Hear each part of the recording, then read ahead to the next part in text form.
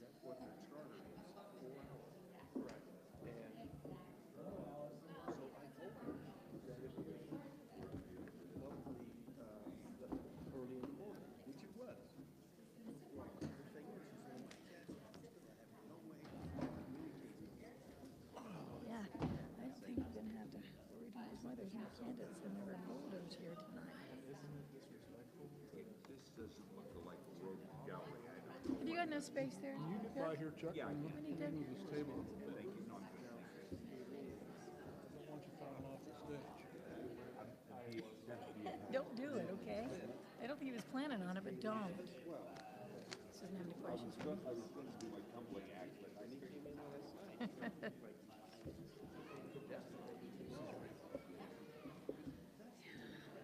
See, I don't remember him looking like that. It'd have to be more like I have no memory. It's cleaned up a little. That's what I'm saying.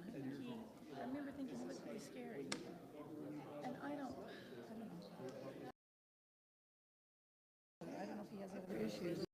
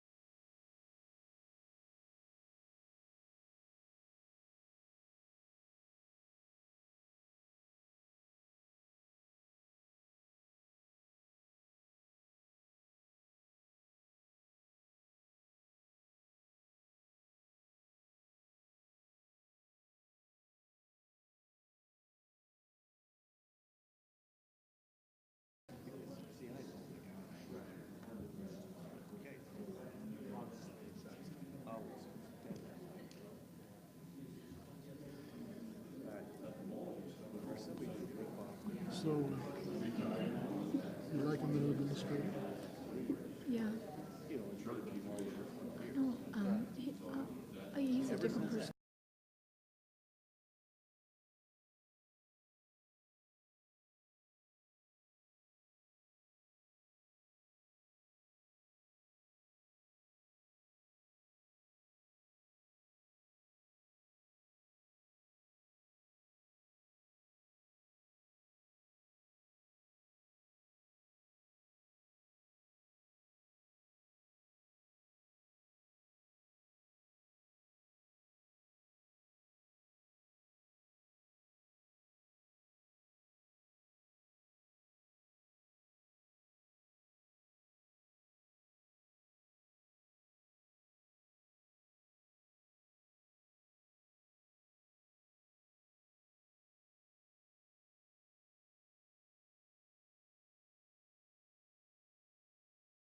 To our candidate forum tonight.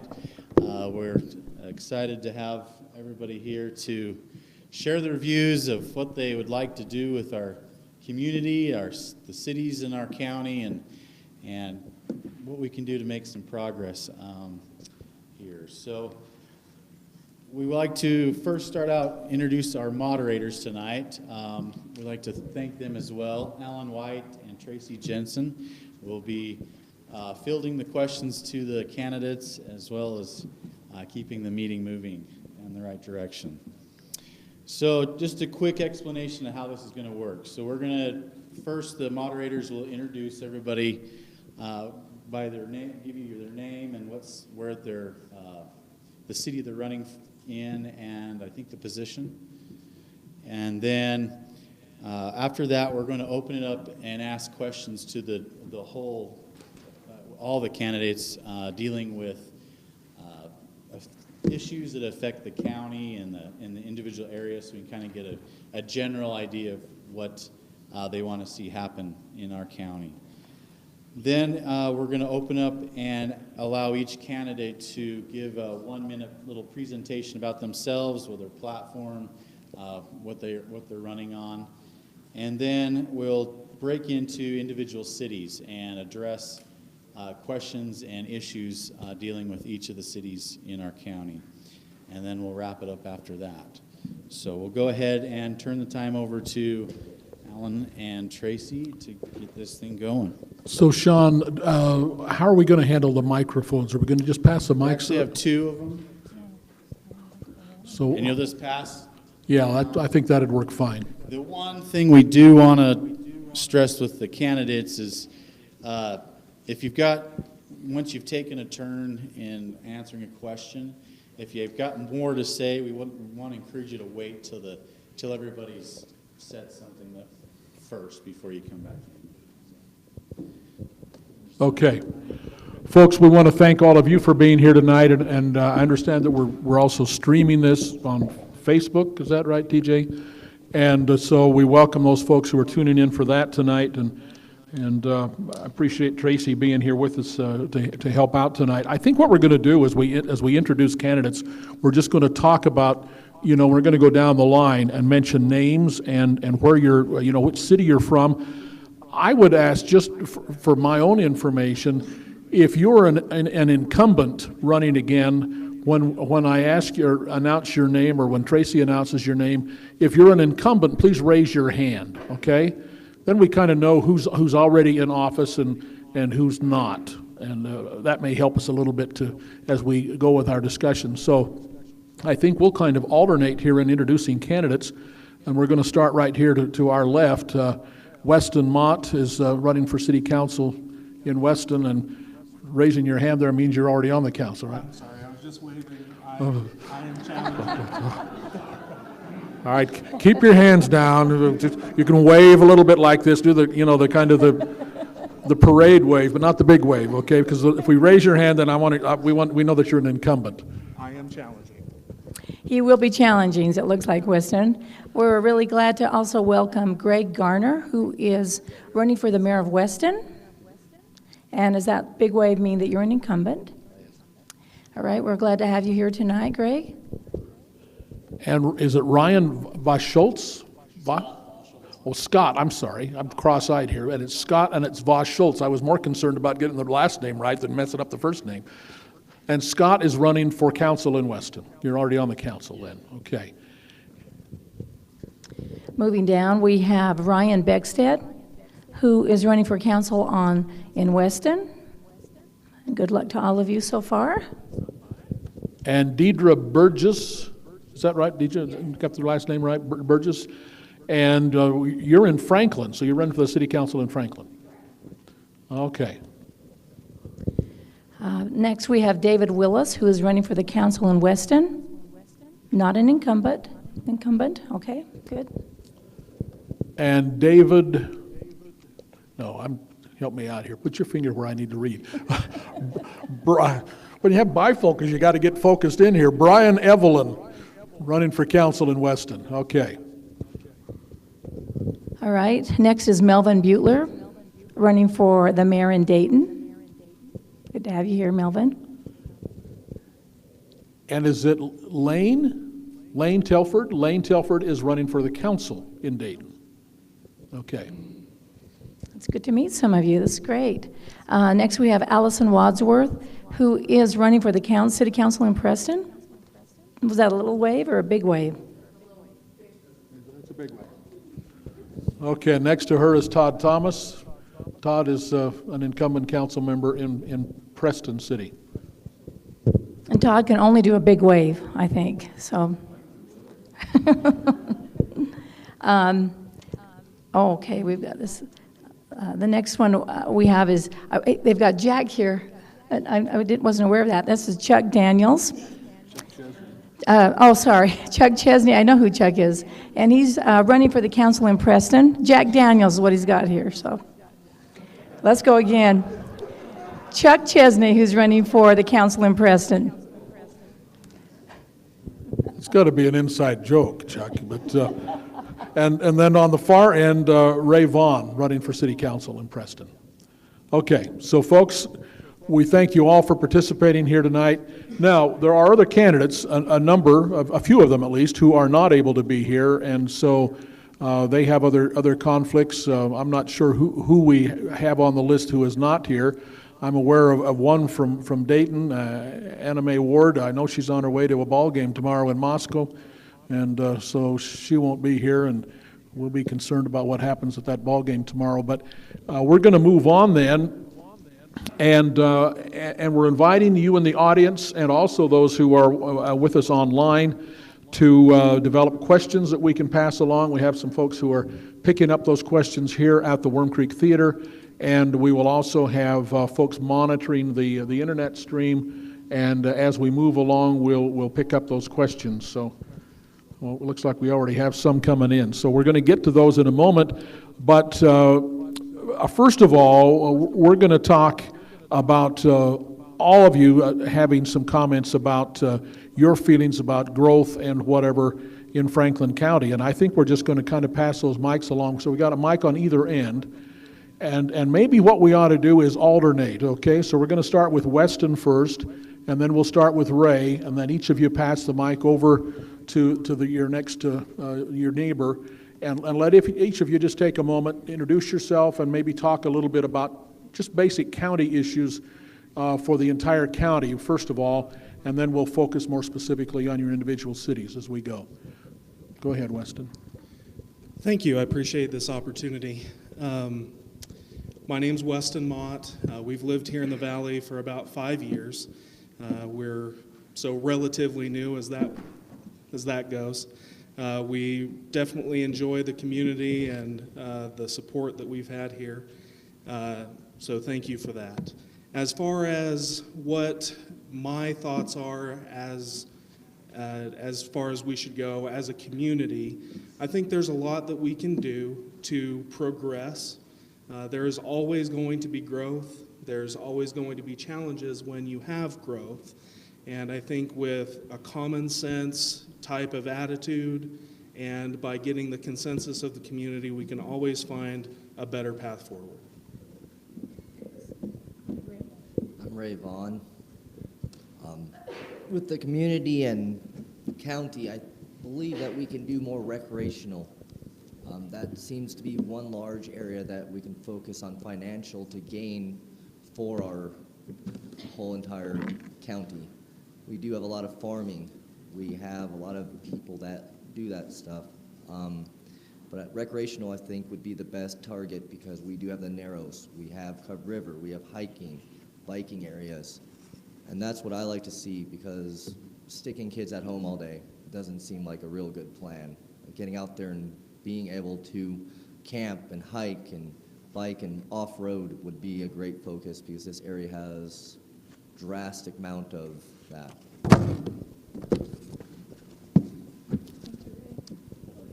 Hi, I'm Greg Garner, and I'm the current mayor of Weston. Been living in Weston since '96, and you know, my philosophy is basically just to do the right thing. We want to include all of the residents in the decision-making process because we've got some major projects going on, and getting the input from the general public and the citizens of Weston is very, very, very helpful. I do get my fair share of complaints, but I'm able to, you know, to talk them through, and we're able to get things, I believe, done based on having input from the citizens. And I love the city of Weston. It's a great place to live. We've got a lot of work to do, but I'm there to help, and I appreciate the citizens helping me help you. Thank you. I'm Chuck Chesney. I'm running for city council in Preston. We have serious problems in terms of financing the government of the city and of the county.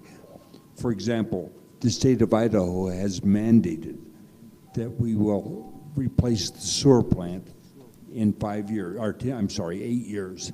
They gave us 10 years originally. We're down to 8 now. We're looking at about $14 million to do that. Now, how do we do it? We either raise taxes, which nobody wants because we all work too hard for our money, or we grow the community. We grow the tax base.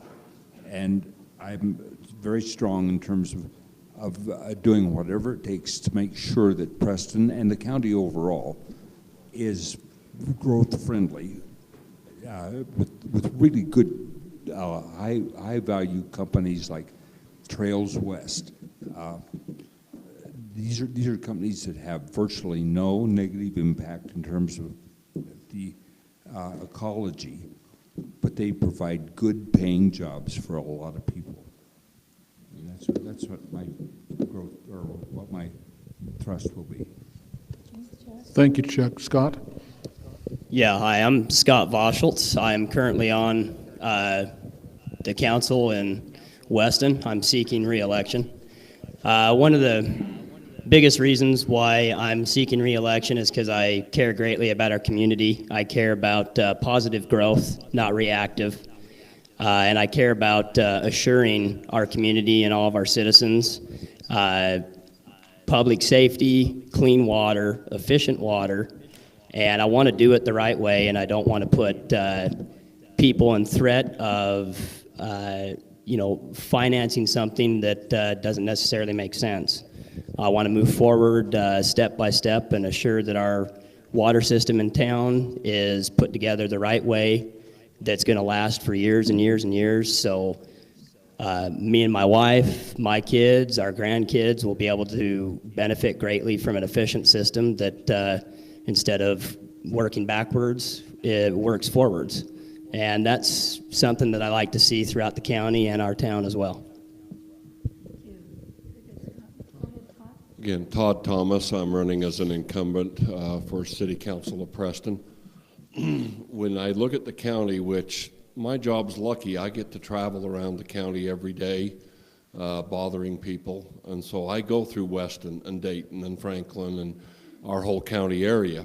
And I love our county. I think it's one of the most beautiful places I've ever lived.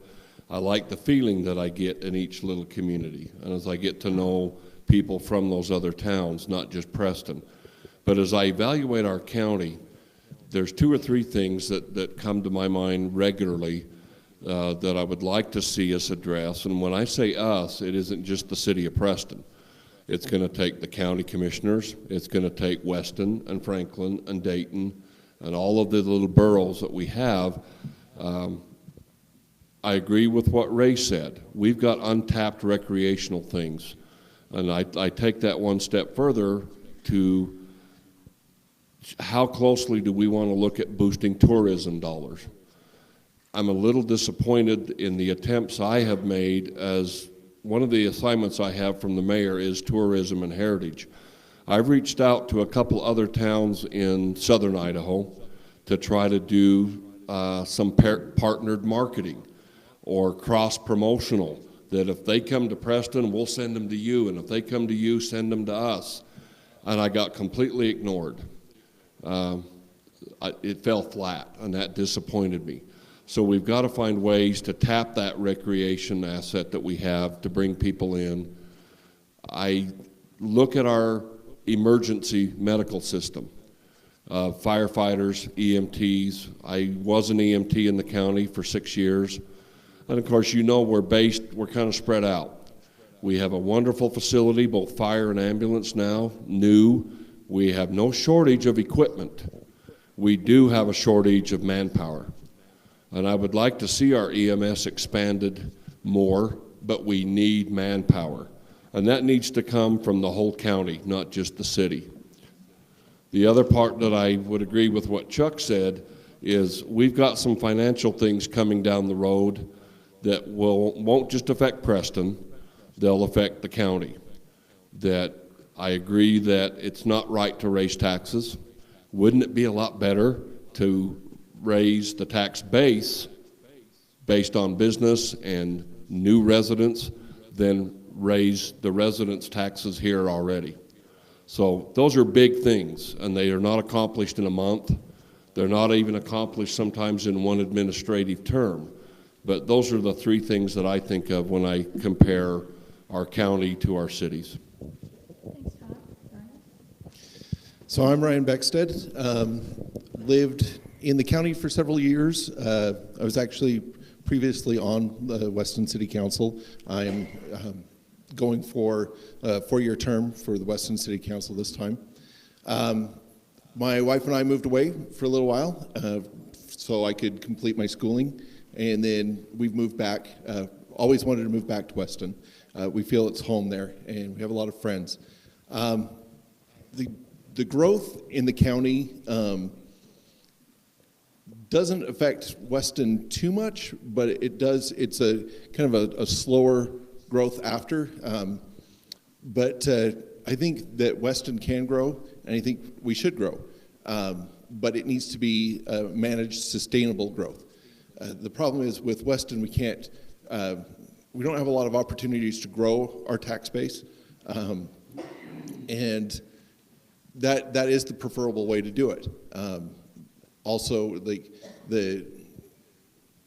there's not a lot of industry moving into Weston. Big surprise there, but there are ways to manage the growth, to make sure that it's sustainable. I think I can add a lot to Weston.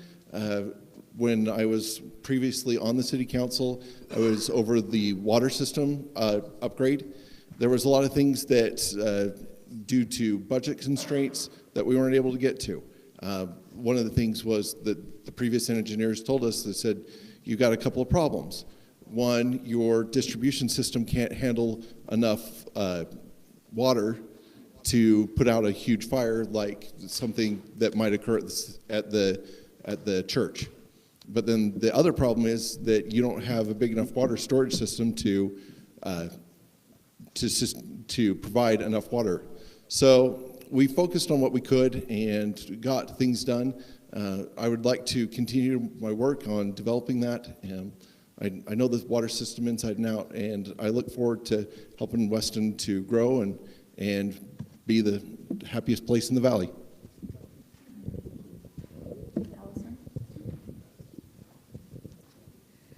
I'm Allison Wadsworth, and I've had the honor of serving on the City Council in Preston for the last almost 2 years. I have learned and studied and grown a lot in many areas. My thoughts on county growth is that we need to be proactive with the county growth. We need to support it and encourage it, all while trying to maintain our small traditional communities that we all fell in love with as young people.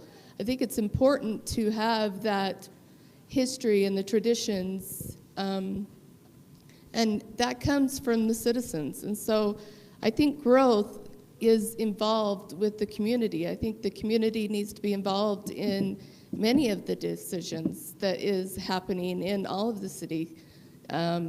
I think your voice is important, and that you speaking out and letting us know what we're doing or what we're not doing or what we could be doing is a big part of how we can help sustain and move the county forward. Hi, my name is Deidre Burgess. I've lived in Franklin. I'm running for City Council in Franklin. I've lived there for the past 3 years, and I would like to see some growth in the county and in Franklin, and hopefully that's positive growth, and to manage it well with opportunities for businesses to come into the county and grow. There's a lot of great people here, and I suspect that that there's a lot of businesses that we could help grow.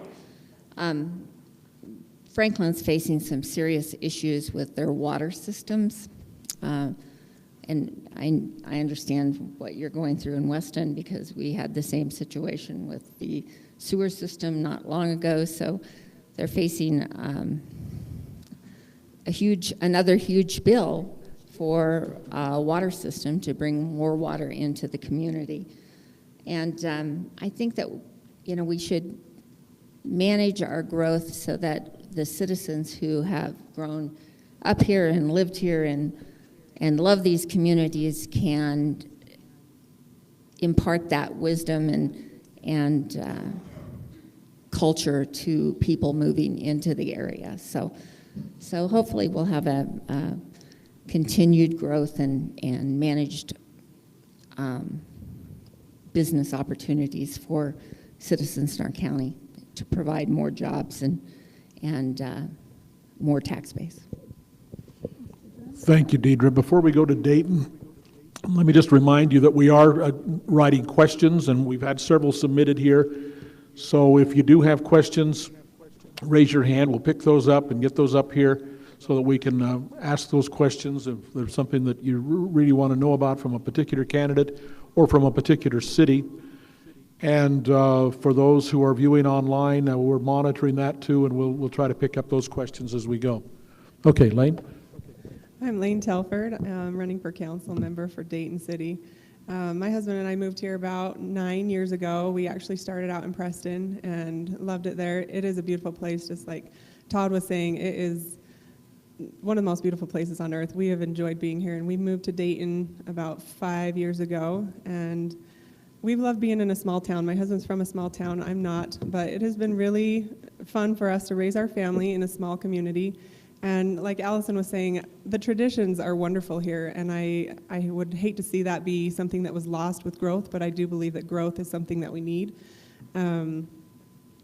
I have also had the opportunity to be involved in the Dayton project. We had our water lines replaced and was able to have my children go up and help dig out the tunnel, and that was such a fun opportunity to involve not only the members of the community but my children. And so I hope that that's something that we can continue to do, is involve not just community members but also the children of the community, because they will be the future of our cities. And so that's something that is important to me, is helping the children in our community to understand the importance of what's going on. This is a new thing for me. It's something that I'm learning about my city, and that's, I think, something that more people ought to know more about what goes on in their city and why things happen the way they do and what the issues are, and to be more involved. And so I hope that as a council member I can help with that and help to let other members of the community be more involved. I'm David Willis, and I'm running for City Council in Weston. Me and my family moved to Weston about 9 years ago, and we love it there. We plan on staying there for ever, I guess. But just kind of like several people mentioned, you know, we rely on the people and their input on what needs to be done as far as growth and changes go. One of the big things now that's going on in Weston is the water system. And I think the community input is very important. But what I think is even more important than that is that as a council and as mayor and the leaders of the city is that we need to put together the data, put together the information, let them know exactly what, if we make this choice, what the consequences, what the benefits are, and how that's going to affect them. Then they can give us the input on what they want, and then they get the results they expect from that. And my background is engineering, and so that's my biggest thing is I want to analyze everything and make sure that every detail we do makes sense and that it's the most efficient and the best consequence to the city. And I feel that once the citizens have that information on how it's going to affect them, I think their input would come out with the best results. I'm Melvin Butler from Dayton. I've lived there all my life. And we've had I think, great leadership in our city. They've done a lot of good and worked together. I don't have any specific platform I'm running on except just to serve, to help the city continue to progress. We just have a couple of projects. We need to finish the water project and also build a building to house our equipment. We got those two things on the docket, but like I say, I'm just here to serve the best I know how. And I'm the last guy. You're probably grateful for that. I do live in Weston, running for Weston City Council. Brian Evelyn's my name. Family of 5 boys, 1 on the way. I love Weston City. I've lived in outside the city for about 10 years now, moved in about a year ago. Growth. What do I think about it? It's good. We need it. I want to see more homes built. I want to see more businesses built in Weston City. But the challenge we have is our water situation. You're going to hear this common theme tonight from all of these candidates. We don't have enough tank storage. We need more tank space. And we don't have enough water for the city as we grow. Projecting into the future. The wells are overflowing right now. This wonderful winter we had. We've got springs coming out of the south end of Weston right now, making our roads a mess. But we've got water now. We just don't have a way to store it, and we do need a new well in the future. The concern the people in Weston have as we pass this bond this summer, are we really going to stick to that $58 base rate? Or is this going to go up to 70, 80, 90? We're already pushing some of the highest rates in the country. I'm for building the tank. We need it. We desperately need it. We have as much water as a lot of other cities, Hyde Park being one, but they have the water storage and we don't. But are we going to bury ourselves deep in debt? $2.9 million is a lot for a little city. We already have about $1 million in obligations. We're doing great. We're running into, we have about $28,000 surplus in the general fund. I think the mayor and the current council and past council members have done great managing the city. I just worry, as a lot do, that we're pushing ourselves deeper into debt. We need a storage tank. We need a well. How we go about doing that. If we can keep to that limit, the projections that are saying to $58 base rate for the citizens of Weston City, I say we go for it and we get that tank system in and improve our facilities with our water system. We've also heard things with growth, with wanting a possible community center, bigger office space. Those are great ideas, and I love them. But bonding ourselves and putting those liabilities on a small community of 150 so households, I think is a little unwise. I'm concerned about that. I want to see us prosper. I look to other cities like Mendon City. They have a new library, a beautiful new office building, community center. They have a fire station they just built, and they've all done it through projecting, planning, and setting aside the funds. They've had their 24th day celebrations. They've gotten their fundraising together. Yes, it took 4 or 5 years to do it, but they made those projects happen, and they came closer as a community. The thing I don't like about the bond is we're about 50-50. Most people want it, some people don't. There's a lot of fear, a lot of division, a lot of concern. And when you have debt, that's what it does. It puts fear into people. When you have people working together to build something, from grassroots organically saving for it, they can say, I donated $500 to that new building. It can energize a community and unite a community. Now, is this what we're going to have to do with this water system? The mayor's already submitted the paperwork. We're moving forward with on this, and as a council member, I would probably continue to move forward if we can keep it at the levels we say we're doing it. If we can keep it at $58 base rate, sure, let's do it. Are we going to throw all this money on the dairies and say, you guys are going to have to fork up and pay a boatload of money? What's going to stop them from leaving? Drilling in their own wells. Then what happens when all that revenue falls short? We're $1,800 short in the water budget last year. That's fine. We can cover it. We're going to have to raise prices a little bit. But as we move forward with this project, not to be critical of anyone currently on the council, we just need to be careful that we really have our numbers right, as Dave said. We don't want to bury ourselves. We're not a very big community. And we definitely don't want people leaving the pool. We need their support. We need the money to help this work. So I'm not anti-growth, definitely pro-growth, but we have challenges in Weston City, big challenges.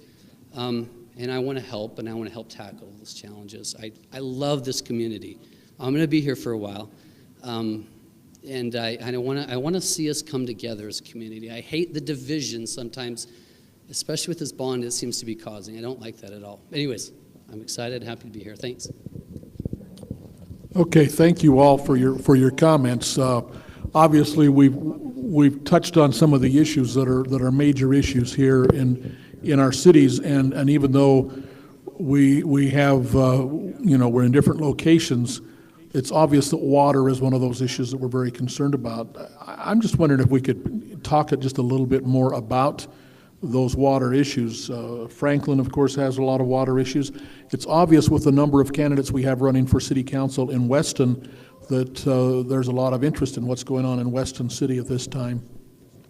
So at this point, if you'd like to make a comment, raise your hand and we'll kind of pass those mics down. It's important that you talk into the mic so we can have that. And Mayor Garner has already got the mic here, so Greg, go ahead. Okay, that's, we would talk about the water. First of all, if those two gentlemen over there would attend my council meetings and express their concerns, I've never heard from them. Nobody's talking about a bond. When we talk about a building being built, no one's ever talked about a bond. Yes, we're going to fix the water.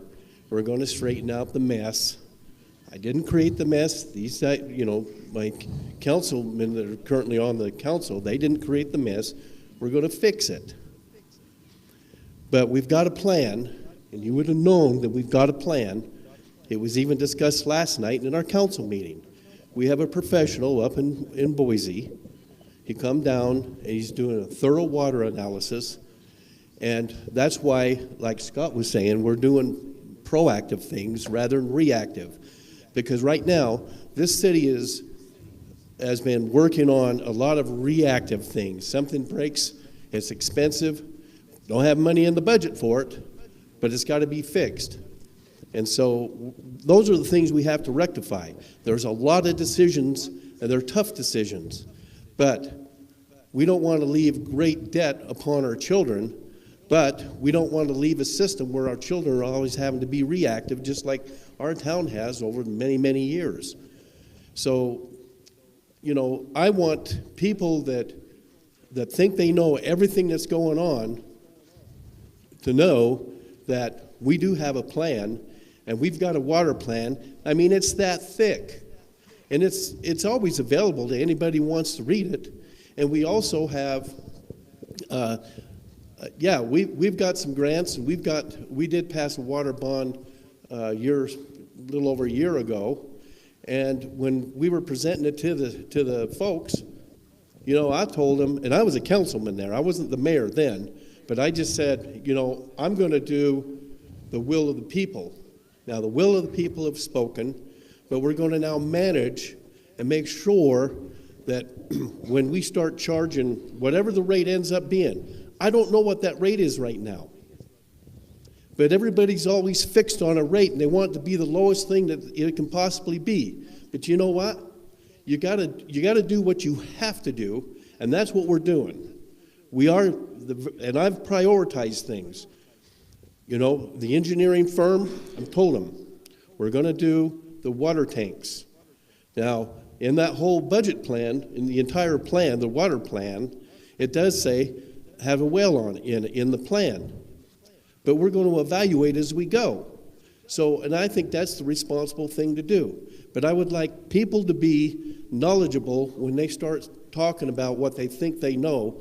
And you know, I'm sorry to be a little distressed over it, but it does, you know, make me a little upset that, you know, we've got people that attend those council meetings and they bring up ideas, and they have very good ideas, and we try to implement those. And Okay. those are the people I really do appreciate. So anyway, I'm going to Thank you, Mayor. You folks from Dayton, any comment about water issues in Dayton and what, I know you've done some improvements over the last few years over there. What's the issue now, and what's, you know, what, as far as water goes, what are you facing in Dayton? Well, we replaced the line that came down. We have a tunnel we went through and then came down to the tanks. And we've got to replace it from the tunnel on up to the springs. And that's our next. So you've got a process going on already then? No, we have plans to go on up. Okay. We've already done through the tunnel and down to the tanks. Okay, and in Dayton, you've used a lot of just community members have done a lot of the volunteer work on that system, right? That's right. That was turned out to be a good project. Deidre, you're the only person here from Franklin, and I drove through Franklin just this afternoon, and I was impressed with all of the growth that's taking place, the new subdivision going on there. Obviously, growth and providing services is an issue for Franklin. So how are you dealing with that in Franklin, and any comment you'd have to make about the situation in Franklin? Well, right now, in fact, the other council members who are currently serving on the council are at a water bond meeting this evening for the public because there's a water line that has to be replaced, which is it's going to be $2 million, close to $2 million. So, you know, so it's an issue with growth. You have to have the water. If you don't have the water, you can't sustain the growth. And so they just faced this issue just in the last few years with the sewer system and just replaced that with a holding tank. And it was just actually completed this spring. So there's lots of water issues, and I think every community here in the valley is facing the same thing. You know, those water lines were put in years and years ago, and so now they're unusable. And so they either have to be replaced or you can't bring the water into the system. So I think that everybody is facing the same thing, and the cost is high because of all of the EPA regulations and all the government regulations and DEQ and all of the places that it hikes up the price every time you try to do something. It's always much more expensive than you think it's going to be, and it's hard for the community because now you're faced with huge water bills that the community has to pay because you have to have the water, but it's really difficult for the citizens who are, particularly those that are on fixed incomes. So it's kind of a balancing act between what you do with how far you can go with what you've got and what you have to do and how much that costs. Okay, thank you. Todd Allison from Preston City, any comments you'd have about water? I know you've done some major things in the last few years. Any comment you make about what's going on, the challenges water-wise in Preston City? It sounds like that's a common issue between all of us, but yeah, we have a plan in place. We've just finished the first line and still working on the the finishing touches to get the second line in, which I feel is very important, because if something would happen to our first line, you need that backup just so you can have that drinking water and a flushing toilet. We've been working with the DEQ on all of that through our process, and trying to make it right and correct as we go forward, so that we're, again, as well as you put it together, there always is growth, there's maintenance of it, so it is a continual effort year after year after year. And so in that, we have got a committee. We have formed a committee of community members that are meeting, I believe, once a month, and getting ideas for our 5-year plan and our 10-year plan from community members, so that they know and are educated on what's happening and can put input into the process also.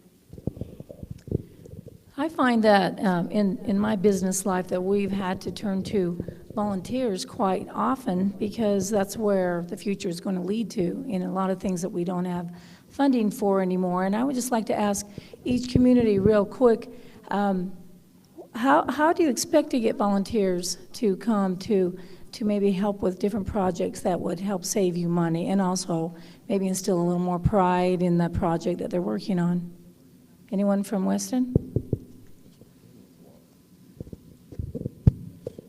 Yeah, we would love to have volunteer help. However, when you do a major project, there are certain things that you're required to do by law. Idaho State Legislature has changed a lot of rules. We get updates every November and in April of each year that we go up to Pocatello and get a briefing. But unfortunately, there's so many loopholes that you have to go through. Especially on a project.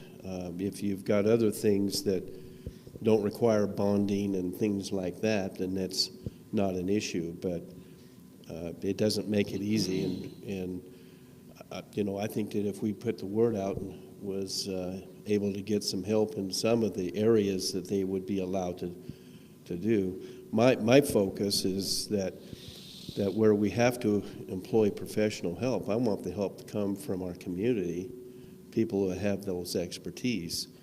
You know, I'd rather them coming from Idaho than from Utah.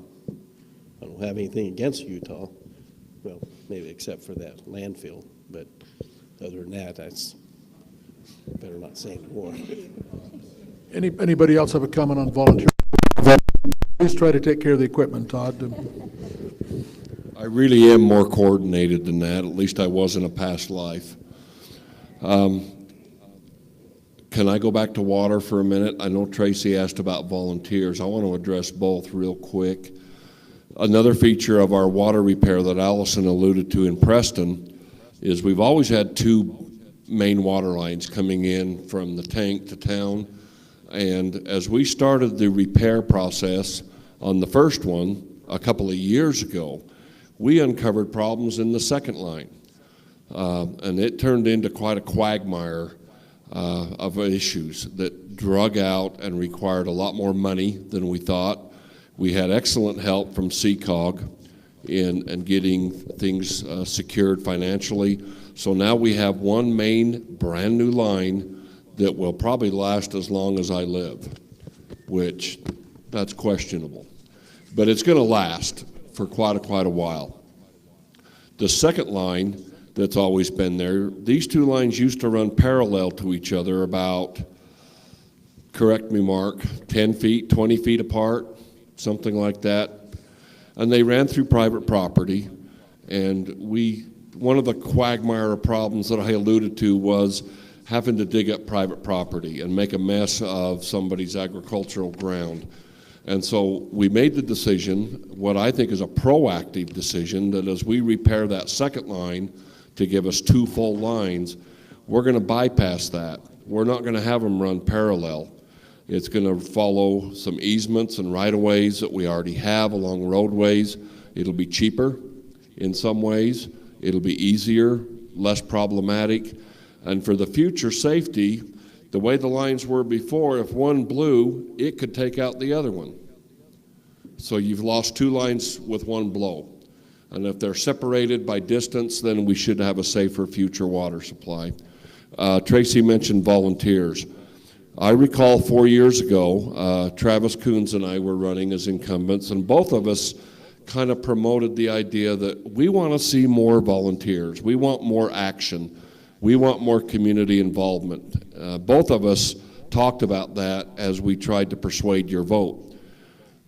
In those 4 years, I've noticed a response to that. I've seen it in our recreation programs, that people have stepped up to coach and referee and be directors. We've had increased participation as a result. We've got increased activities going on in town that are the credit of Allison and our community spirit, community committee. Best example of that was Tuesday. Did you see Main Street with trick-or-treaters? There's nothing better than little kids in costumes, unless it's adults in costumes. And that's all due to volunteerism. That's due to community involvement and activation. So those are my comments. Okay. Greg, you had a Weston? In speaking of volunteerism and being involved in the community, I recently was involved in a public safety measure that we took advantage of in our community through a lot of research and finding out, how we can make some of these systems work. And in the next couple weeks, Weston City is going to have speed traffic control signs put in. So we have a problem in our community of people speeding through on Depot Street, on Main Street, and the City Council has been able to procure signs that have radar control that will be able to see and notify the driver of their speed.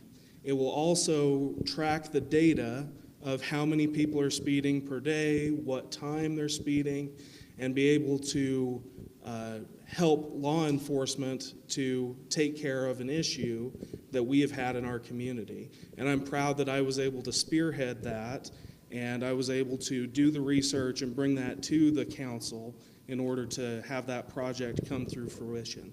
And here shortly, those signs will be going in, and I appreciate the council taking that initiative and taking what the community members brought to them and make that project happen. Okay, thank you. Let me just interject here. We're going to get into the questions we have submitted here in just a moment, unless any of you have another comment you'd like to make on things we've already talked about. And I think, Chuck, you were... I just wanted to elaborate a little bit on what Todd and Allison said regarding water. We have the good fortune of having an excellent city engineer, Mark Owens, who's come up with a really good redundant secondary water line, because we live in a seismically active area. There's earthquakes and hot pots and everything else. If we lost our water, we might as well go out of business, board up the streets, because we would turn this place into a desert. And Mark has come up with a really good plan for the secondary water line within the city. It's very cost effective, and the man deserves a lot of credit for that. And I just wanted to make sure that he was called out on that. Okay, Scott, I think you had a comment. Yeah, I just wanted to point out a couple things. One, yes, our bond did pass by a thin margin, but one thing that I would really like our community in Weston to understand is that the $2 million, not $2.9 million bond that passed is basically like an active line of credit. You don't have to be forced over a barrel to spend that $2 million. If you spend the amount of money that it's going to take to get our efficient water storage set up, and we see that we are supplying the same amount of water pressure, gallons per minute, that we've always had, and even then some, we can close that bond. And the $58 was one of 3 scenarios that DEQ presented in a public hearing, and I don't know if Brian Evelyn, CCOG, sorry. I don't know if Brian Evelyn and Dave Willis was there for that public hearing last October. I can't remember if they were. But the $58 was the best case scenario. Would I love to see $58? Yes, absolutely. I'd really be in favor of that over anything else. The other concern I have is Dave and Brian, to my knowledge, don't have water connections.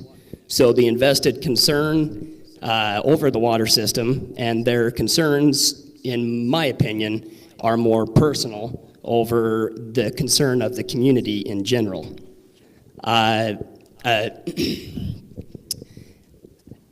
It's, and I understand the burden that everybody feels over, the contracting company, over Sunrise Engineering, potentially maybe coming through and railroading us into more debt that's not needed. One thing that I can vouch for is our mayor and the council, especially our mayor, has gone over and above making sure that there is serious oversight. So mistakes of the past aren't going to be made again. Mistakes like making a payment to a subcontractor before the project is even done gets made, and that subcontractor skips town, and then that same payment has to be made to another contracting company. That creates a lot of problem for the future, and that's one mistake we're not going to make again. I have also personally talked to people in other communities across state lines, Newton and Clarkston, who have gone through Sunrise Engineering. I've talked to the water masters of these towns, and they have definitely given me a lot of confidence over their experiences with Sunrise Engineering and what they brought and what they were able to do for their community in a positive way. And that's my main concern. And yes, $58 would be great. And if we could be there, I'm for it. I don't want to drive costs up if it's not necessary. But if water's not coming out of the tap, what is necessary? Okay, thank you all. So let's move on a little bit here and see if we can get some of these questions. We do have a little bit of a deadline here. There is a movie coming here tonight at 9 o'clock, and so we need to be finished here before that happens, and so we're going to move along a little bit. I'm going to get into a couple of these questions, and Deidre, since you're the only one from Franklin here, we're going to put you on the spot just a little bit, but I have a question here that says, in Franklin, a large number of drivers run the stop sign at the bottom of the hill on First South, many going well over the speed limit. How do you plan to approach that problem? Are you aware of that problem in Franklin? I'm very aware of that problem. It is annoying to no end. I've been working with the city. I go to the city council meetings all the time regarding the speeding and running of the stop signs. They do run the stop sign all the time, and there's a problem with getting the county to enforce those laws. And so I plan on working with the city council and the county to get that problem resolved, because it's a problem. In Weston, apparently you have speeders, yeah. It's a problem in the entire county, I believe, that there's so many. And so I think that you have to just work with the county to see that if you can't resolve the issue, because it's a serious issue. Somebody's going to get hurt because of it. Obviously, outside of Preston City, you're dependent upon law enforcement coverage from Franklin County, and that's a small department to spread through a lot of area, and obviously, right, that's a challenge for everybody. Right, it's a challenge for everybody, but it's it's still a serious problem because people are going to get hurt because of it. So I will work with them as best I can to make sure that that problem stays at the forefront. Thank you, Deidre. And we'd like to ask anyone from Preston, the Preston City, talking about how their kids and family have missed using the pool and the racquetball courts. What can we do to be able to use them again? Do you have an idea on that? you repeat I- that? We can't hear you that great over here. The pool and the racquetball courts, is there a chance that you have any kind of a plan to keep that open? Some of the families here have missed being able to use that. Is there a plan for that building at all? Not that I'm aware of. I'll let the current city council people talk. Are we talking about the former Grohl facility? Which, that's not a property of Preston City. And No, we do not own it. We have been approached as a council in the past year or so to see what our interest was in trying to purchase the property as a whole and convert it into a community rec center. On paper, the idea is fabulous. But when you look at budget, it's not possible.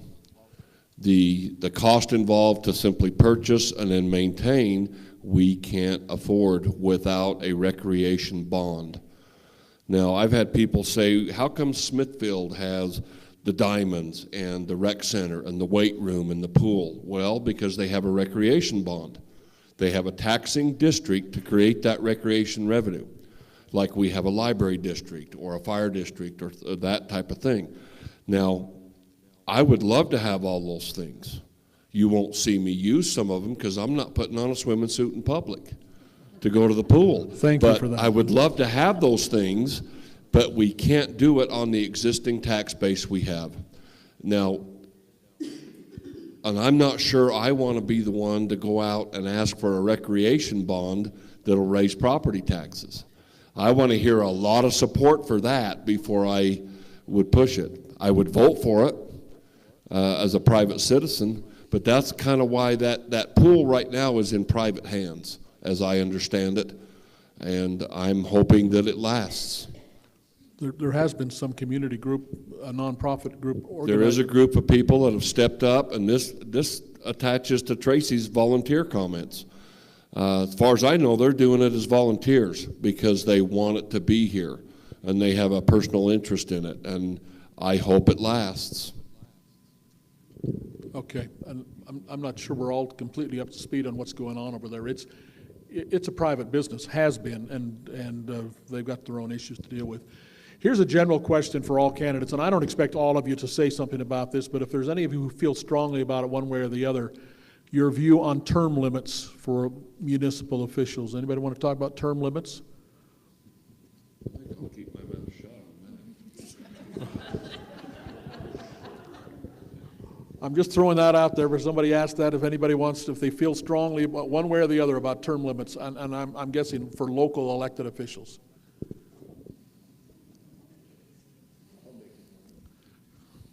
So I think term limits more applies to kind of the state level. When you get down to the smaller communities like where we live, sometimes it's hard to find people who are willing to serve on council. It's kind of difficult. You are there to make the best decisions for the community, and sometimes that's not popular with some people. And so it's kind of hard. There were times when I was on city council before, we had people leave and we had vacancies, and trying to get people to be willing to come and be on the city council. Scott, he was appointed and we're grateful for him, but not everybody, or Greg, he was appointed as mayor. Not everybody is willing to do that. So for smaller communities like this, it's really difficult to find people who have a desire that want to be on the city council or even the different county election seats. At one point would be Doug Webb. How long has he been our coroner? Well, who else would be qualified to do it? I mean, that's just questions that we need to ask. And so for me, I think term limits for smaller organizations, smaller communities, it doesn't make sense. It's more of a state or maybe a bigger city type of thing. Anybody else want to talk about that? I will kind of agree with Ryan here. I support term limits in the upper level. As long as it affects somebody else, right? In a positive way, everybody. But term limits in a small community, especially like ours, I look at past council member like Van Woodward, who I took over the remainder of his term.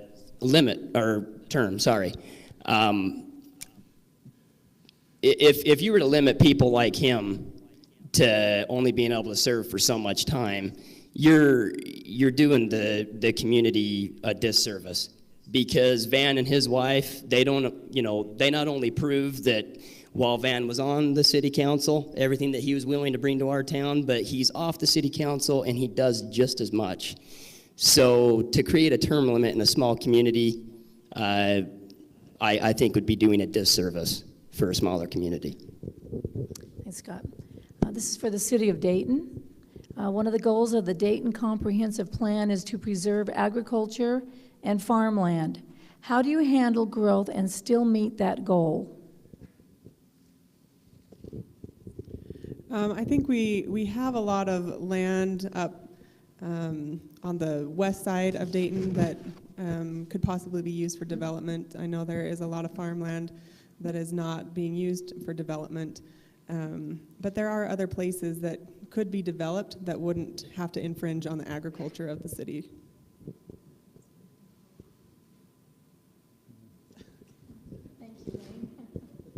Okay, here's a question for Preston City.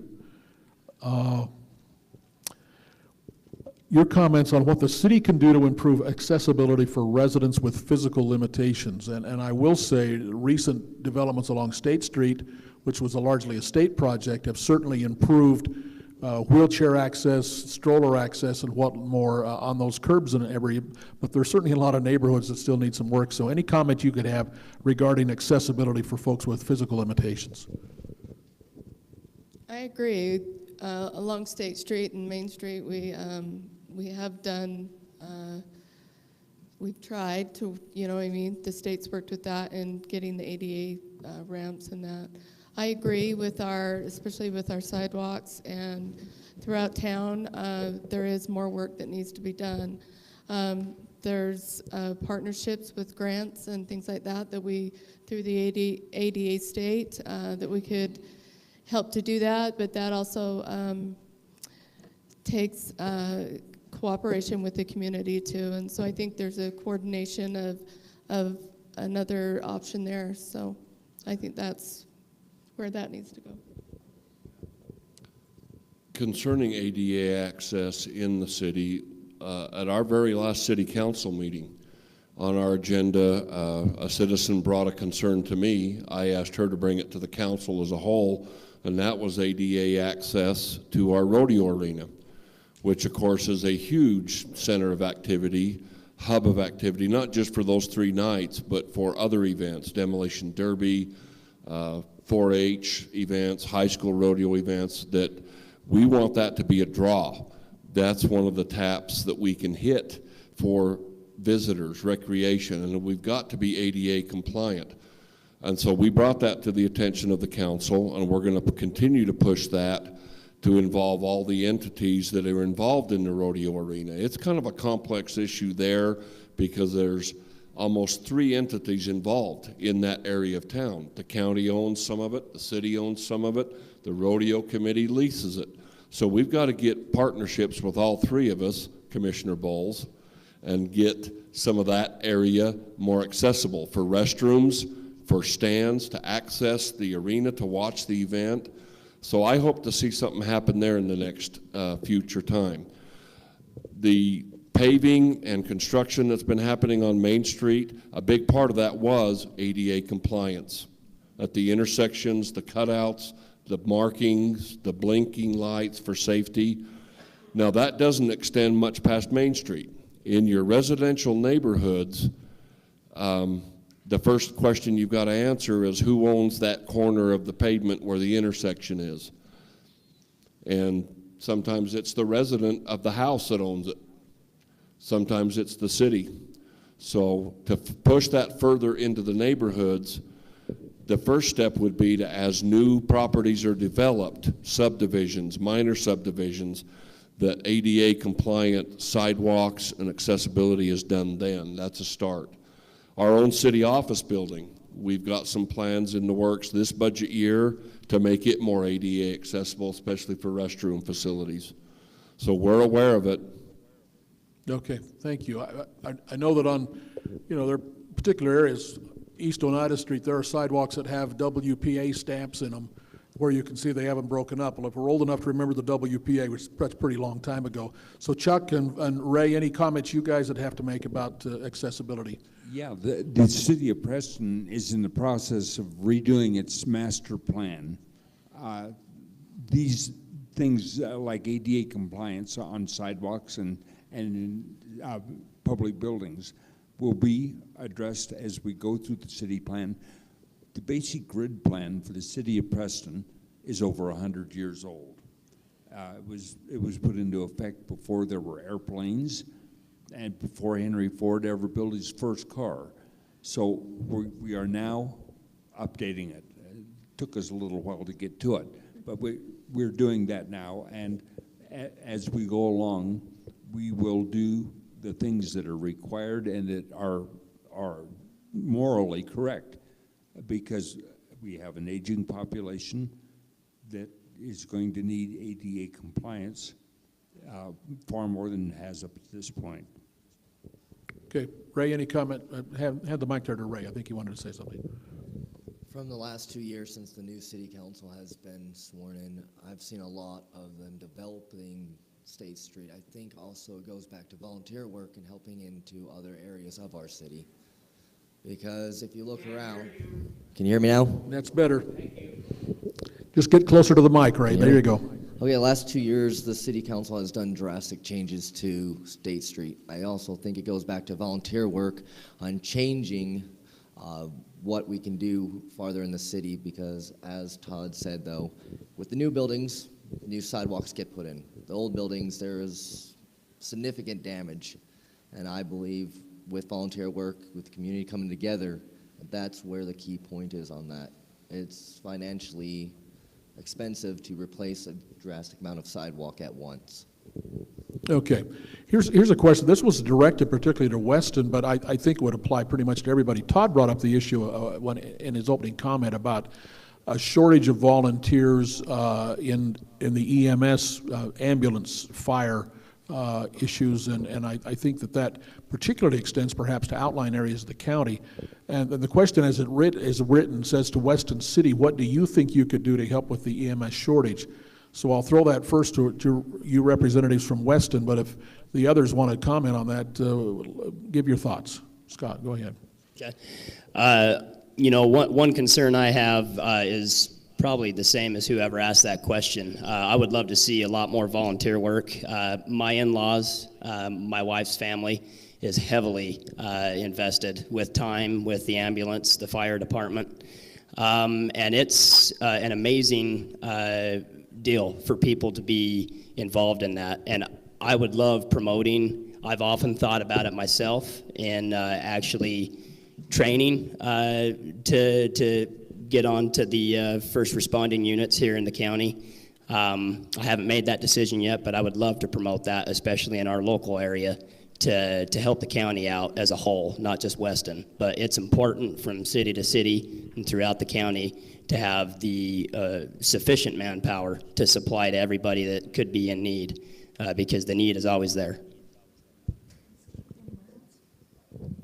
Anybody else want to touch on that issue?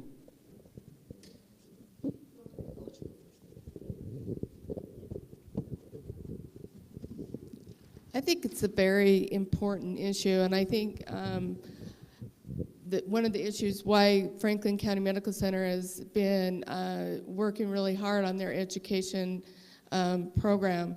There are several options of education that you can get right here in our community, that you can take the classes and get certified.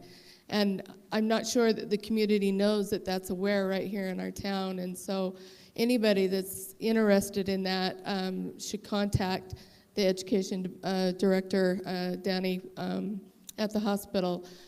because I agree, you never know where you're going to be or what you're going to come up upon in the county that you could be of help. So I think it's really important to get the volunteers out there.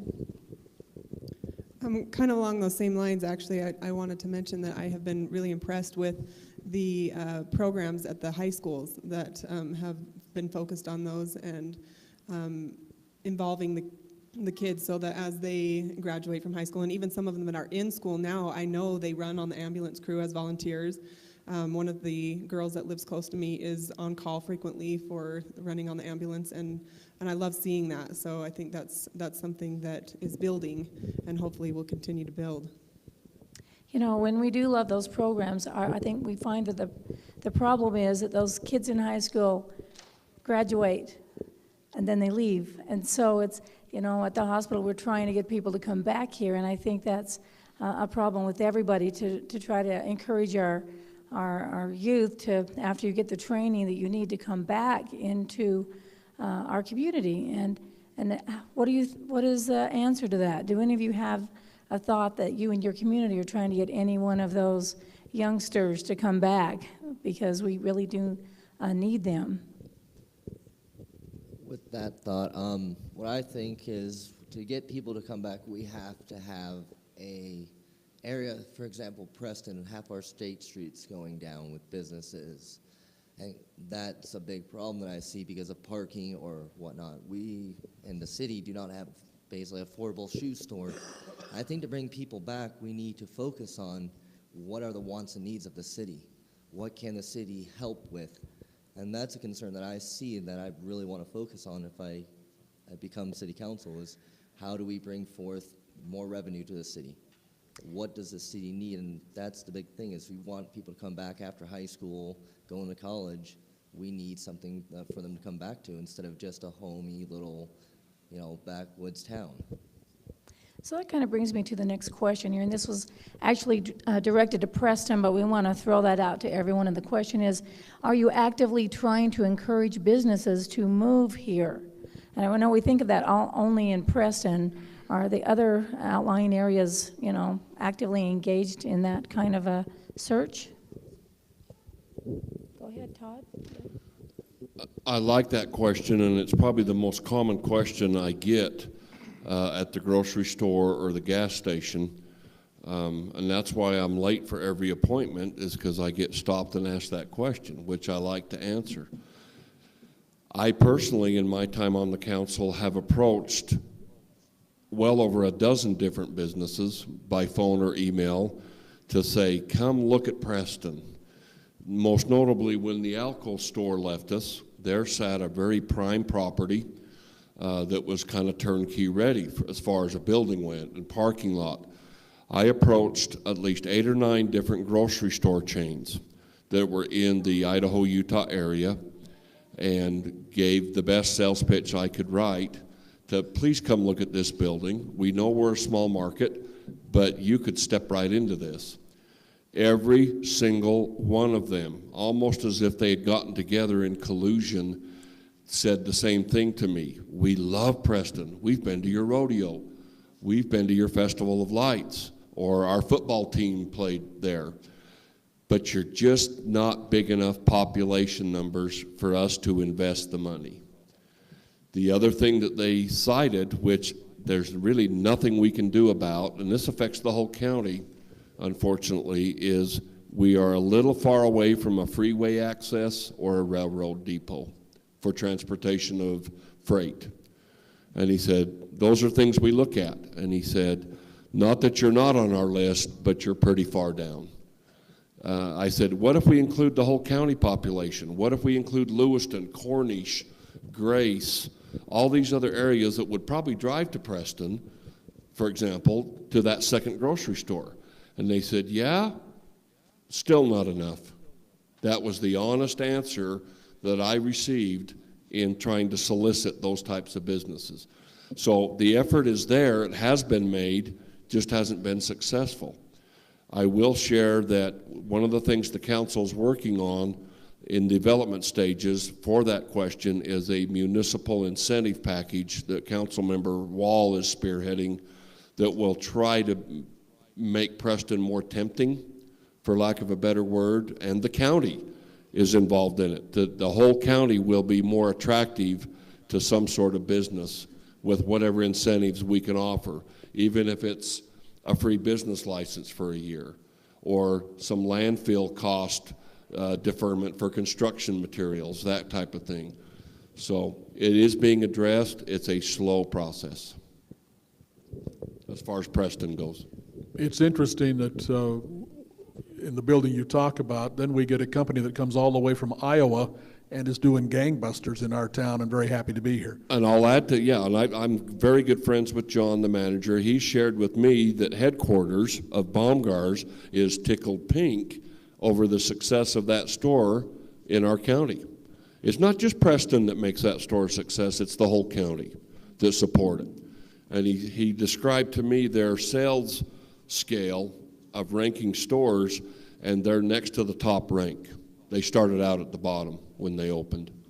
So that's a success that the county can build on and can cite to other companies to, this company came and succeeded, you can as well.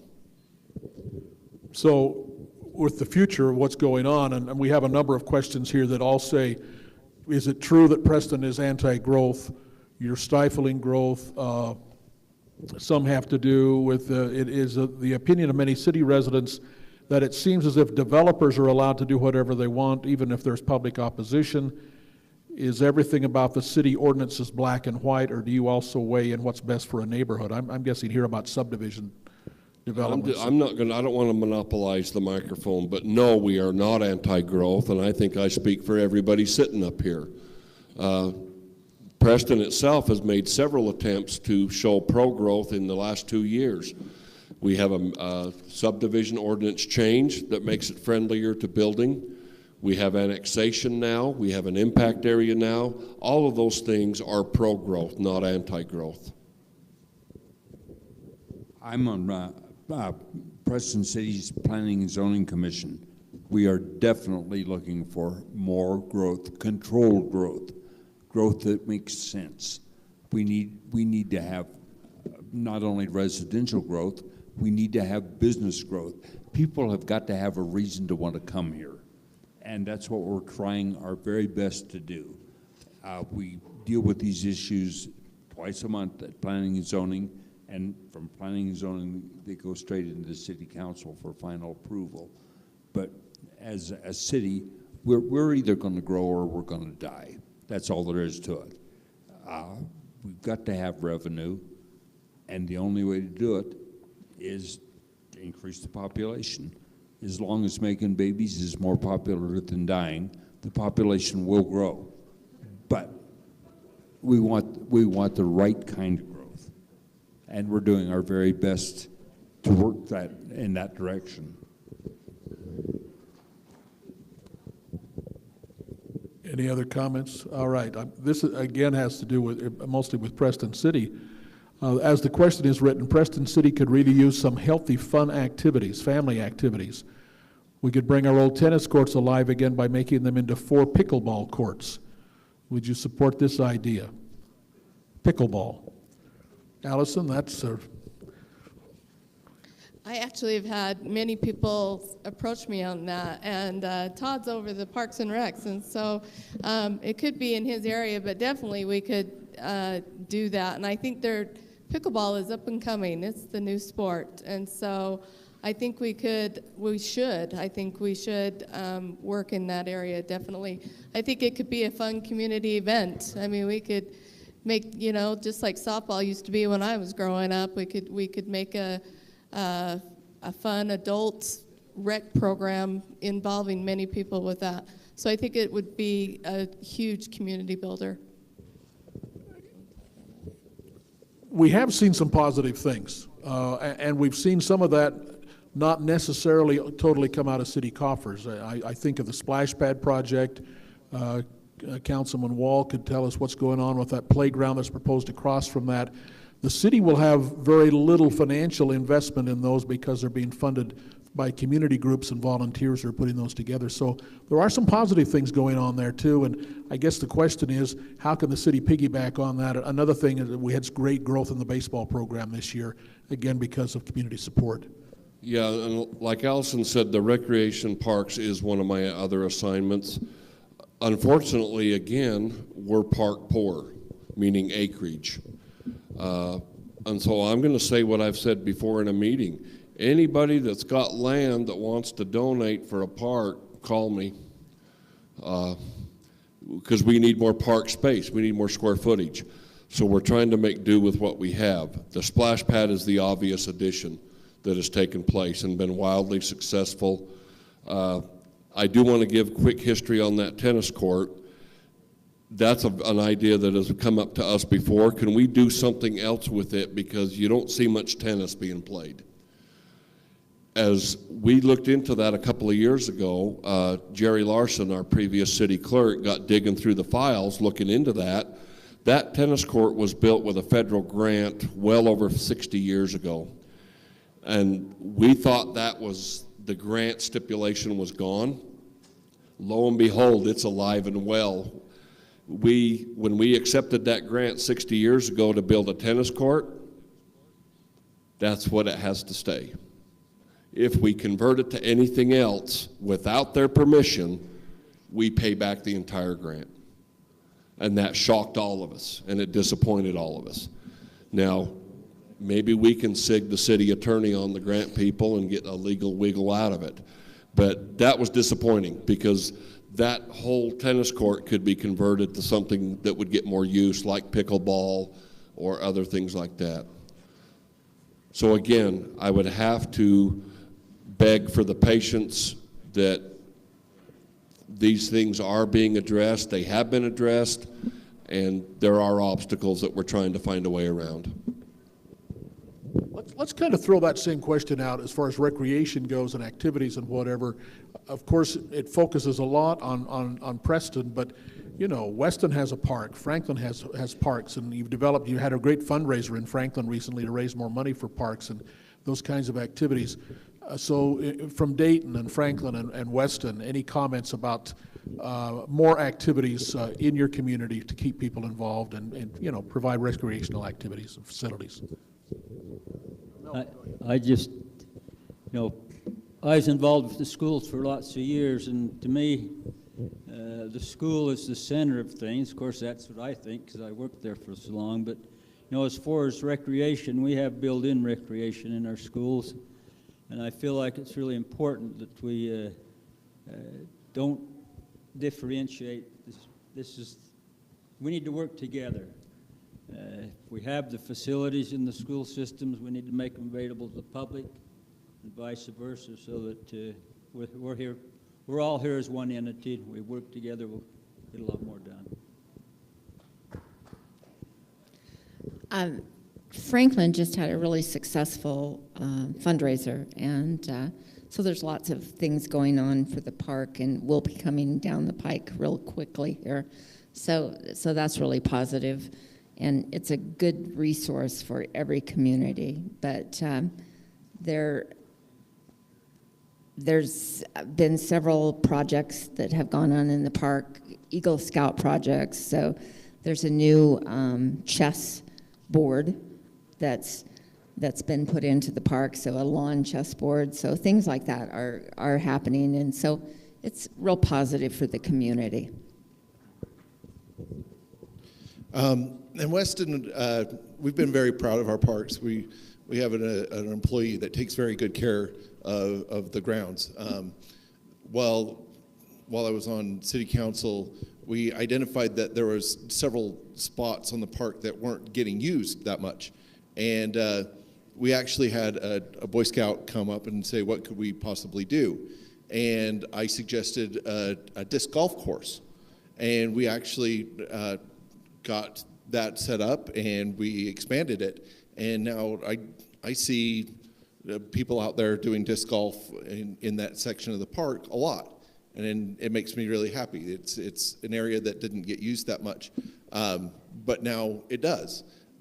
we have relied heavily on volunteers to get our parks more features to our parks, things going on. Also, raising money. We've got money raised so that we could build a better playground, a safer playground. We had a jungle gym and a slide that weren't exactly safe, and that concerned us. So we built a new playground. It's been very popular.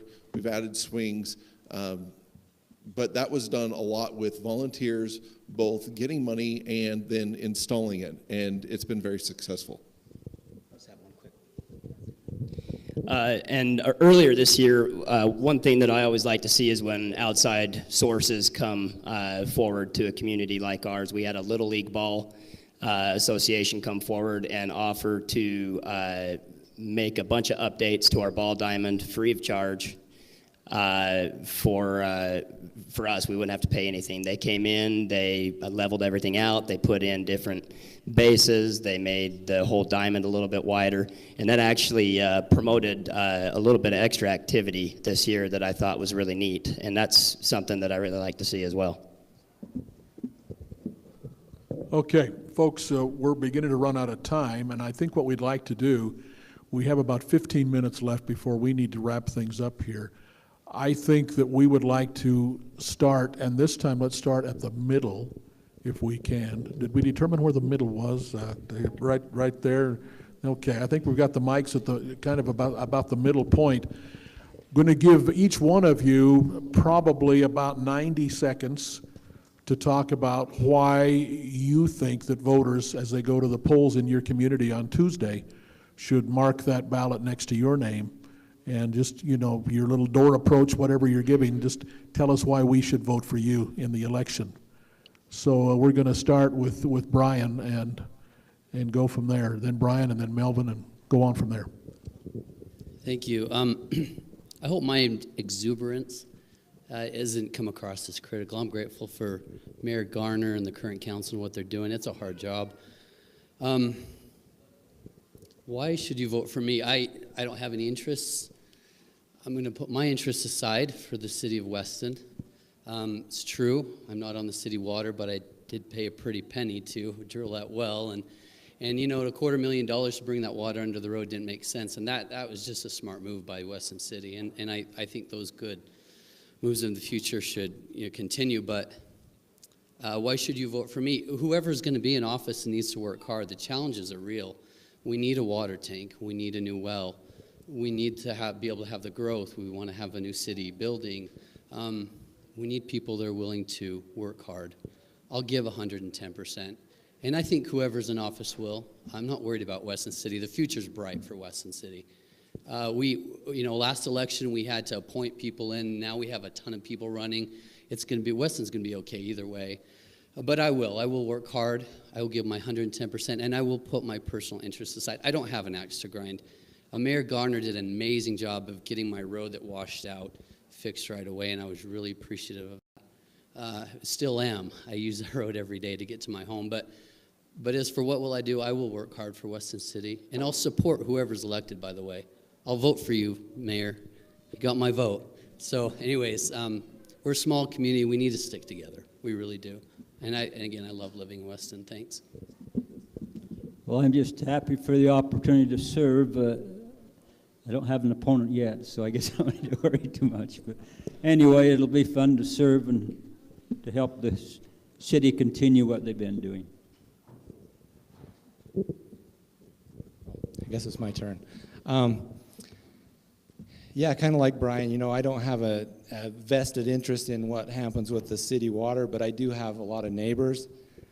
Some of them have come to me and had concerns with stuff, and they wanted somebody to represent them and to give them information. I do know a lot of people that voted for the loan that said they was under the impression it was going to be $58 a month was the limit. Now, I read through the notes that there was other options in there, but I guess it wasn't clearly presented to them, and they were thinking that was the most they'd end up paying. My biggest thing is I think people have a right to understand what they're getting into, And I understand that, you know, we got a big project here. Yes, the city needs water. They need it. That's critical to any city. But I can't quite understand why we can't look at it and say, well, we got to do the water tank or whatever we got to do, and say this is going to raise our rates up to 60, 70, 80, whatever it might be, before we start the project. Now, obviously, there can be things that come in there that maybe not expected, like was it Preston? They started their project and run into a line that they'd redo the whole thing. There's more expenses there, yes. Anyway, my platform is I'm an engineer. I like to go over the numbers. I like to get those things out front and understand what we're getting into, and that's what I do. I don't have an agenda coming into this council. I have a fresh perspective, and I feel like I work well with other people and would be able to contribute to the city of Dayton. Kind of like this gentleman here, sorry, I don't know names very well, but kind of like he was saying, I feel like I want to be able to allow the citizens of the community to be able to have an input and to be the voice of the people of the community and bring that to the council so that we can discuss the things that are going on in our city and make the best decisions possible for the people of our community. I believe that I bring a lot of business background to the table. I have a degree in business management, business administration, several. And I've been working with small businesses for 20 years, helping them package their companies to get equity funding. So I think I have a lot of experience with small business, and I think that's the type of businesses, those are the type of businesses that will come into our city. And I think everybody has an obligation to contribute to their communities. And so I think this is one way that I can contribute, and I just hope that people will take that into account and hopefully vote for me. Thank you. When I decided to run a couple of years ago, I did it because of my passion for the city of Preston and for my love of growing up here and the many memories and my dedication to making that stay the place and progress and also keep those hometown traditions alive. Now, I'm running against three great men who I consider to be my friends, but I am also a woman, and sometimes I think having a woman on the board is a positive thing because we do think differently and we react differently, and I think that's important that you see different sides and those different sides are presented in every manner. I've always said that everybody's voice is important, and I too, like the rest of them, feel like the community's voice is so important, and I encourage it and want it, and I think as a woman I can express that a little bit more, and so that is why I think you should vote for me. The reason why I think the citizens of Weston should vote for me is experience. I've had to deal with the issues that we're currently facing. It's not easy. Trying to drill a well that will work, it's hard. There's a lot of things that go into it, and it takes a lot of cooperation with the citizens in Weston, but then also with people around our community. Things we need to talk with them and help them out. And I've done that. And also knowledge. I know a lot about the city. I know a lot about the water system, what's going on with it. And I'd like the chance to finish the project that I started. Thanks. In past campaigns, I have kind of made the promise not kinda, I did make the promise that I would not be a council member that would rubber stamp every agenda item, that I was willing and wanting to ask questions that would get some answers, and then use those answers to deliberate for the right decision. If any of you have attended our city council meetings over the past little while, you've noticed my sometimes obnoxious efforts to fulfill that promise. But it's a style that I think has made some good decisions. So I'm not asking for your vote because I have all the answers. Never have, never will. That's why we have a council. That's why we have more than one person to make those decisions. I'm asking for your vote and support again because I'm still willing to put the energy, I'm still willing to ask the questions and put my style of effort into the job. And I'm hoping that some of the decisions I've been involved with have been the right decisions for as many parties as it possibly can be.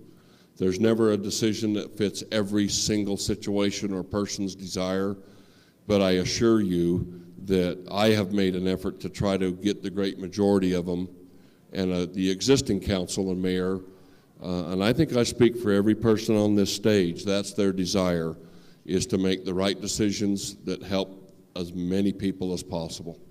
So thank you for your attendance. I wish everyone up here the best of luck on Tuesday.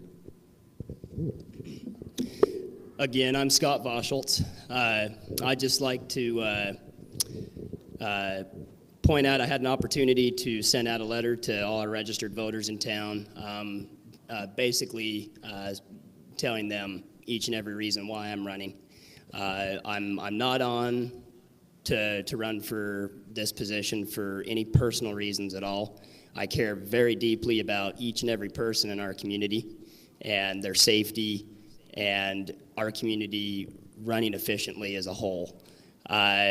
You know, there's mistakes that have been made in the past, and there's not a whole lot you can do about those mistakes other than you make sure those mistakes don't happen again. Some mistakes turn out to be really, really expensive. Some turn out to just kind of leave you awake at night, like topics that we had to discuss in our city council meeting last night. But my two main priorities is making sure everybody turns that tap on or that shower and they have clean, efficient water. And when they go out and about throughout our community, they have all the safety around them, protecting them, all of our children, grandchildren, elderly people, whatever the case may be, including people from outside our community. And those are the things that I promote. I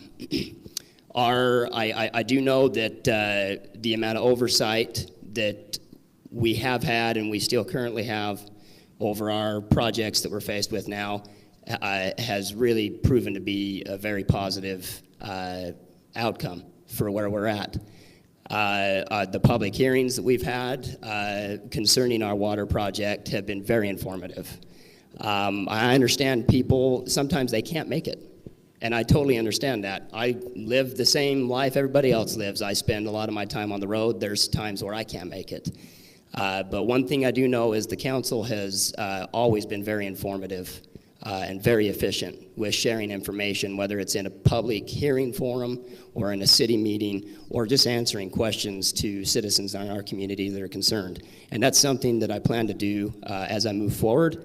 And I would ask for everybody's vote in Weston. And I support everybody that's on our council now and that's running as well. I think it's great that we have all the involvement that we have. Thank you. I'm running for office because I have the background. I'm holding a master's degree in business administration from the University of California, Berkeley. I had about 30 years of high-level management experience with Trans World Airlines. At the present time, I'm on the City Planning and Zoning Commission and have been for about 3 years. I also write for the Preston Citizen. If you've read an article in the Citizen over the last 2 or 3 years about the city or the county government meetings, I've probably written it. So I have some serious insight into how, not only how the city works, but how the county works. I am just passionate about trying to forward think with the many problems that are facing us. We've got to grow this city, we've got to grow this county, but we've got to do it smart. And I ask for your vote because I've always attended those city council meetings, and I'd like to be, at long last be able to put in a vote at those city council meetings. And again, thank you very much for taking time out of your busy evenings to come by and see us. Hey, we're almost finished. So even though I'm running unopposed, I will probably be disappointed if I lose out to Mickey Mouse. But, you know, the citizens know me. You know, I don't hold things back. I might be a little defensive, and I appreciate the remarks from Brian. And I don't mean to, you know, be in an attack mode, but I believe in having a plan, and we have a plan. And the council, you know, they make the votes, and I execute on what they wish to have done. And I just want the citizens to know that, you know, I'm going to do the best job I can do. I have told our engineering firm that, yes, I'm going to provide the oversight, and I have. And when the construction begins, I'm going to be up there probably every single day checking on the construction. And, you know, when they start getting used to seeing my car, I'm going to change cars. I'm going to make sure that, you know, I want to just keep an eye on things. It's not that I do not trust them. I think they're a great engineering firm. But I owe it to the citizens to know that I'm going to give it, you know, I'm going to give it my all. And this is not an easy job. And serving on the council is not an easy job. You have to make decisions that are very, very tough. But you have to do it knowing that, you know, you're going to benefit and do what's great, do the greater good for the citizenry. And so I appreciate the opportunity to continue to serve, and you know, the folks in Weston have my commitment. Thank you. Appreciate you attending tonight. I'm Ray Vaughn. I would like to focus on 3 things as City Council for Preston: revenue, parking on State Street, and recreational for our children. Our parks, for example, the slide gets too hot during the summertime, burns the children. There's some equipment at the park that has not been fixed since I've lived here for the last 5 years. Parking on State Street, let's use that for a quick example. Technology could be our friend.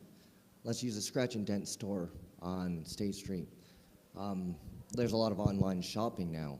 We can do an app as a city can for the new businesses, which will allow you to shop online and see what their items are. Go over and pick it up within 5 minutes. Therefore, it solves half the problem for parking on the State Street. Revenue, businesses, if we can fix our parking on State Street, we can bring more businesses and revamp our State Street. This last year for sidewalk sales, I saw a decline since I've lived here. I'd like to see more businesses come in here. How could we be more business friendly? How could we help our families have recreational?